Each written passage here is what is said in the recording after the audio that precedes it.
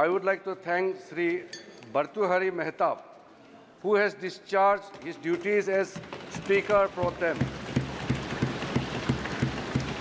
He has completed entire proceedings of oath and affirmation very smoothly within 2 days until the election of the Honourable Speaker this morning.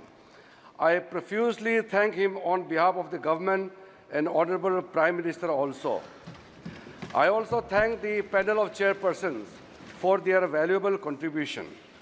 I also thank the Secretary General of Lok Sabha and staff of Lok Sabha Secretariat who have completed the work within the time frame under the guidance of the Speaker Pro Tem and the panel of chairpersons. On behalf of the entire House, I thank all of them. Once again, I thank all the honourable members for your cooperation. माननीय प्रधानमंत्री जी,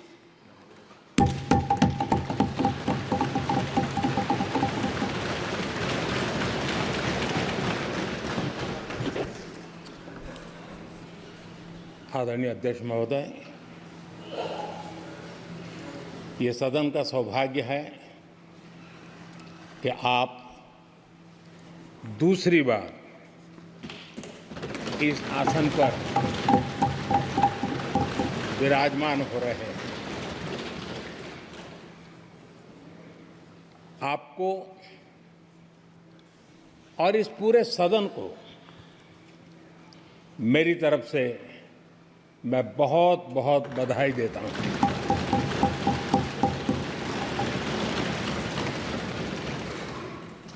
आदरणीय अध्यक्ष जी, मेरी तरफ से आपको शुभकामनाएं हैं, लेकिन इस पूरे सदन की तरफ से भी आपको अनेक अनेक शुभकामनाएं। अमृत काल के इस महत्वपूर्ण कालखंड में दूसरी बार इस पद पर विराजमान होना बहुत बड़ा दायित्व आपको मिला है और आपका 5 वर्ष का अनुभव और आपके साथ हम लोगों का 5 साल का अनुभव, हम सबका विश्वास है कि आप आने वाले 5 साल हम सबका मार्गदर्शन भी करेंगे और देश की आशा अपेक्षाएं पूर्ण करने के लिए ये सदन अपना दायित्व निभाने में आपकी बहुत बड़ी भूमिका रहेगी। आदरणीय अध्यक्ष जी, हमारे शास्त्रों में कहा गया है कि विनम्र और व्यवहार कुशल व्यक्ति सफल सहज रूप से होता है और आपको तो उसके साथ साथ एक मीठी मीठी मुस्कान भी मिली हुई है। आपके चेहरे को ये मीठी मीठी मुस्कान पूरे सदन को भी प्रसन्न रखती है। मुझे विश्वास है आप हर कदम पर नए प्रतिमान, नए कीर्तिमान गढ़ते आए हैं। 18वीं लोकसभा में स्पीकर का कार्यभार दूसरी बार संभालना ये अपने आप में एक बड़ा नया रिकॉर्ड बनते हम देख रहे हैं। श्री बलराम जाखड़ जी वो पहले ऐसे अध्यक्ष थे जिन्होंने 5 साल कार्यकाल पूरा करके फिर दोबारा उनको स्पीकर बनने का अवसर मिला था। उसके बाद आप हैं जिन्हें 5 साल पूर्ण करने के बाद दोबारा इस पद पर हासिल होने का अवसर मिला। गत 20 साल का एक ऐसा कालखंड रहा है कि ज़्यादातर स्पीकर या तो उसके बाद चुनाव नहीं लड़े हैं या तो जीत करके नहीं आए हैं। आप समझ सकते हैं कि स्पीकर का काम कितना कठिन है कि उसके लिए दोबारा जीतना मुश्किल हो जाता है, लेकिन आप जीत करके आए हैं, इसके लिए एक नया इतिहास आपने गढ़ा। आदरणीय अध्यक्ष जी, इस सदन में ज़्यादातर हमारे सभी माननीय सांसद आपसे परिचित हैं, आपके जीवन से भी परिचित हैं। और पिछली बार मैंने इस सदन में आपके संबंध में काफ़ी कुछ बातें रखी भी थी और मैं आज उसको दोहराना नहीं चाहता हूं, लेकिन मैं एक सांसद के रूप में और हम सभी सांसद के रूप में आप जिस प्रकार से एक सांसद के नाते काम करते हैं, ये भी जानने योग्य है और बहुत कुछ सीखने योग्य है। मुझे विश्वास है कि आपकी कार्यशैली एज ए सांसद भी हमारे जो फर्स्ट टाइमर सांसद हैं, हमारे युवा सांसद हैं, उनको जरूर प्रेरणा देगी। आपने अपने कार्यक्षेत्र में, संसदीय क्षेत्र में स्वस्थ मां और स्वस्थ शिशु एक कमिटमेंट के साथ जो अभियान चलाया है और सुपोषित मां, इस अभियान को आपने जिस प्रकार से अपने क्षेत्र में प्राथमिकता देकर के खुद को इन्वॉल्व करके किया है, वो वाकई प्रेरक है। आपने कोटा के ग्रामीण क्षेत्रों में हॉस्पिटल ऑन व्हील्स, ये भी एक मानव सेवा का उत्तम काम, जो राजनीतिक कामों के सिवाय करने वाले कामों में आपने चुना है, वो भी अपने आप में गांव-गांव लोगों को स्वास्थ्य सेवाएं पहुंचाने में मदद कर रहा है। आप नियमित रूप से गरीबों को कपड़े,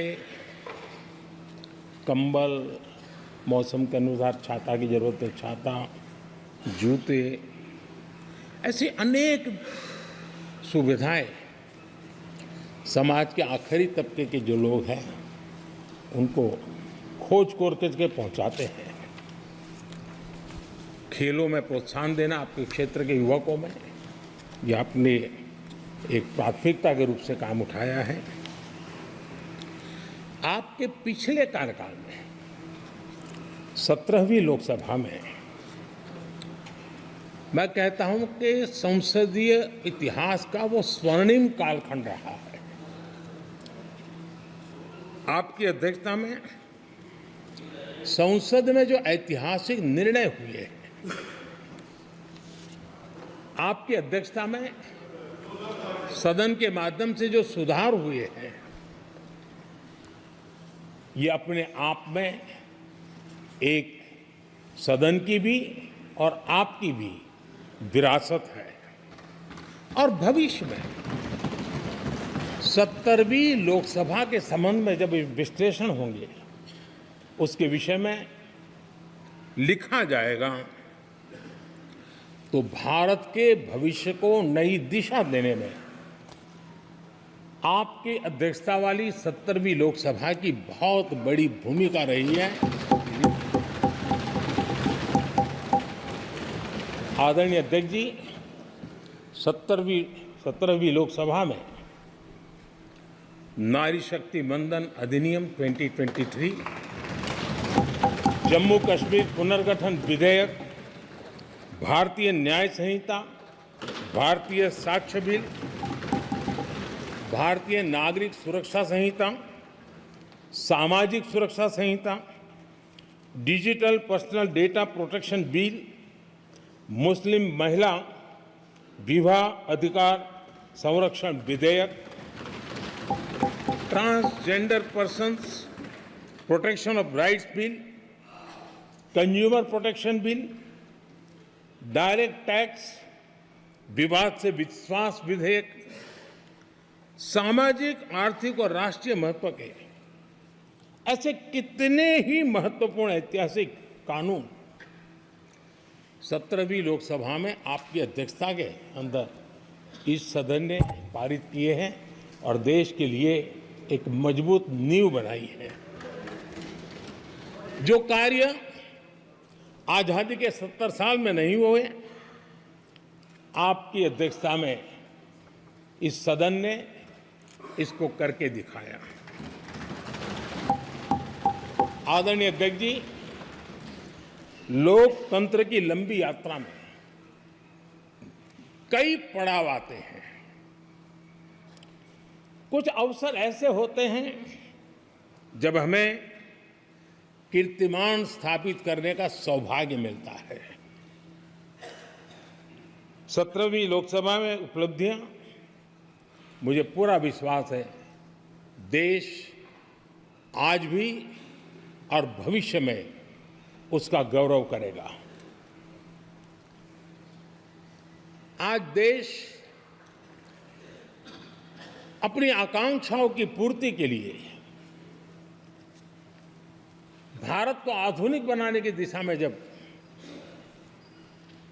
हर तरह से प्रयास हो रहे हैं, मैं मानता हूं कि ये नया संसद भवन भी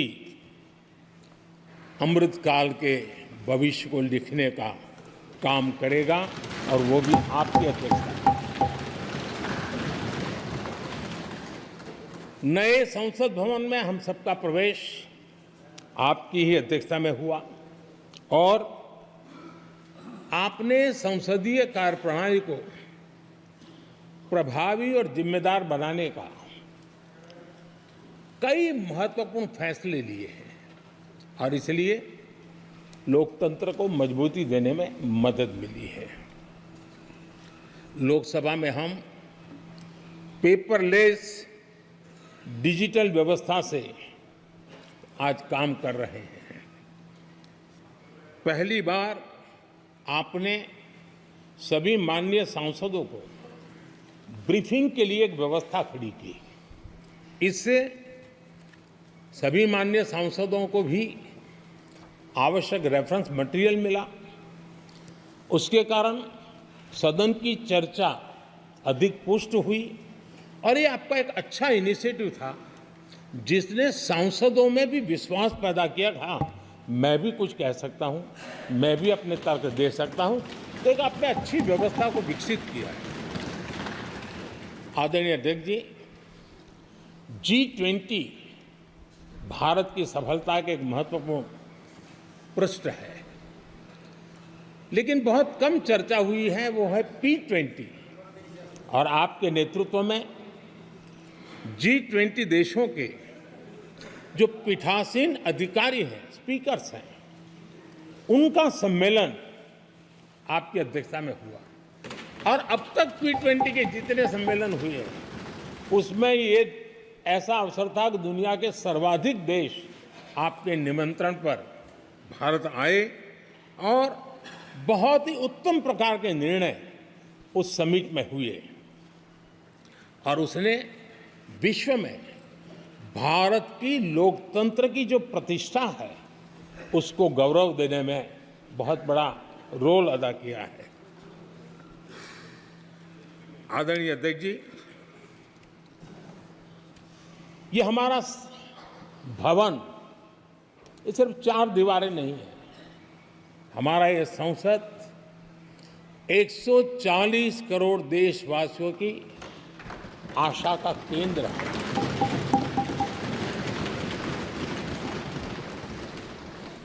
संसद की कार्यवाही, जवाबदेही और आचरण हमारे देशवासियों के मन में लोकतंत्र के प्रति जो उनकी निष्ठा है उसको और अधिक मजबूत बनाता है। आपके मार्गदर्शन में 17वीं लोकसभा उसकी प्रोडक्टिविटी 25 साल के हाईएस्ट लेवल पर 97% रही और इसके लिए सब माननीय सदस्य तो अभिनंदन के अधिकारी हैं, लेकिन आप विशेष अभिनंदन के अधिकारी हैं। कोरोना जैसे मुश्किल कालखंड में आपने हर सांसद से व्यक्तिगत फोन पर बात करके उनका हाल पूछा। कहीं किसी सांसद की बीमारी की खबर आई तो आपने सदन के अध्यक्ष के नाते व्यक्तिगत रूप से उसकी चिंता की।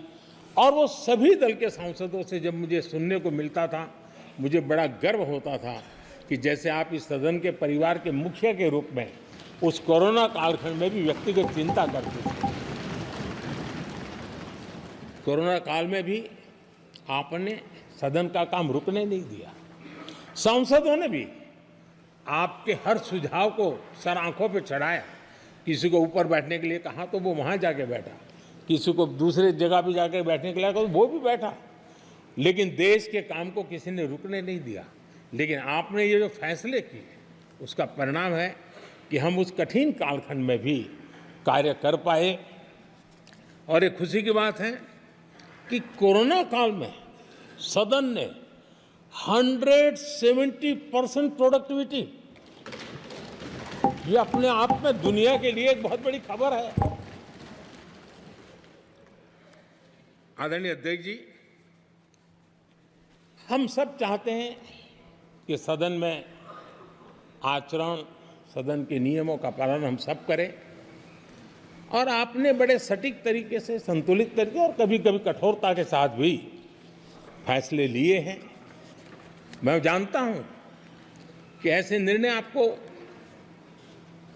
पीड़ा भी देते हैं, लेकिन सदन की गरिमा और व्यक्तिगत पीड़ा में आपने सदन की गरिमा को पसंद किया और सदन की परंपरा को बनाने का प्रयास किया। ये साहसपूर्ण काम के लिए भी आदरणीय अध्यक्ष जी, आप अभिनंदन के अधिकारी हैं। मुझे विश्वास है आदरणीय अध्यक्ष जी, आप तो सफल होने ही वाले हैं, लेकिन आपकी अध्यक्षता में यह 18वीं लोकसभा भी बहुत सफलतापूर्वक देश के नागरिकों के सपनों को पूर्ण करेगी। मैं फिर एक बार आपको इस महत्वपूर्ण दायित्व के लिए और देश को विकास की नई ऊंचाइयों पर ले जाने वाले इस सदन की अध्यक्षता के लिए हृदय से बहुत बहुत शुभकामनाएं देता हूं, बहुत बहुत बधाई देता हूं। श्री राहुल गांधी जी।